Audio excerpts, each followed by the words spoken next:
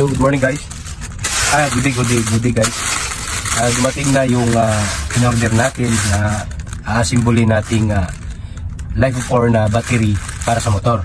So dumating na lahat ng in-order ko at ito i-unbox na natin to. Marami to guys.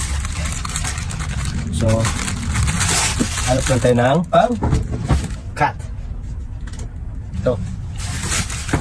Unahin muna natin to. Ito nasa Shopee lang to lahat Shopee. Yung link nasa comment section lang. Lahat ng link nasa comment section. Tapos gamitin nyo yung code para mas makamura ka nitong video. So unahin natin itong box. Unahin natin itong box. So in-order ko to. Medyo sobrang matagal na lang siyang dumating. Yan. Unahin muna natin to. Ito yung battery box. In-order natin. So yan. Galing pa itong ibang bansa. Ito siya. Ito para sa mga motor na click. Yan sa mga Honda Beat, click yan. Ito siya. Yan. Yan. Yan o. Yan. Next, susunod natin is yung battery. Ito yung battery na Life of 4 na Tucson tayo. Check natin. Tapos ito, buksan na natin ito. Yan. Ngayon naman ay ang gagamitin naman natin is ito, 4 na piraso to. Ito yung in-order ko. Ito kasi magandang battery na maganda gamitin sa battery na sa motor. Ito yung maganda. Ito yung magandang na-recommend kong battery. Na maganda.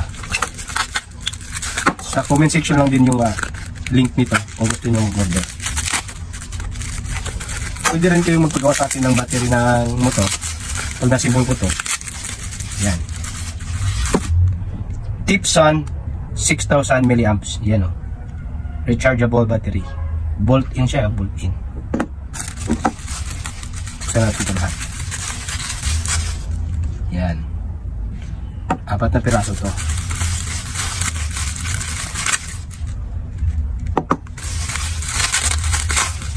Apat na piraso. Yan. Tucson 6000 mAh, 3.2 volts, Life of 4, IFR 32700, max continuous discharge 18 amperes. Rechargeable battery yan. Maganda siya. Bolt-in to. Bolt-in. Pwede mo siyang gamitin pag ganon, pag nag-series. Pero syempre, hindi natin ito magawa ng ganito dahil ang forma nito is magkadikit sila. Si-series lang natin ito para maging 12 volts. Yan, tanaw na natin yan. Next is yung ating BMS. So, dalawang BMS ang in-order ko para pagpilian natin kung alin yung mas maganda. Unahin muna natin ito. Ito, yung BMS na yan. Ito yung isang BMS na in-order ko. Ito siya.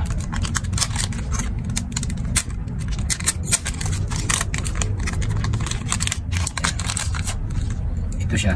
Yung BMS na in-order ko. Yan. Ito is check ko pa kung ilang amperes to, pero yan o. 4A's 30 amperes. Yan, 4A's 30 amperes. Yan. Tapos yung isang BMS natin, wait lang. Ayun. Kailangan mo pala siyang ihinaw para makabit ito. Ito yung isang BMS na 100 amperes. 4S din to. Tapos 100 amperes siya. Ito. Naka-shield na maayos naman. Yan. Tapos, gagawin mo na lang is, ikukunik mo na lang kasi may nakaabang na siya, nakahinang na. Tutusok mo na lang to ng ganun.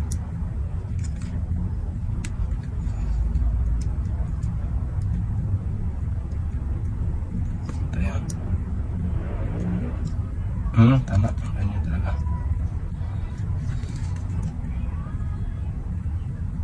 Ayan. Tusok siya. Ito yung 100 amperes na BMS. Yung description na sa ano lang, yung link nito sa ano lang. Sa comment section lang. Yan o. Diba? Ang ganda niya.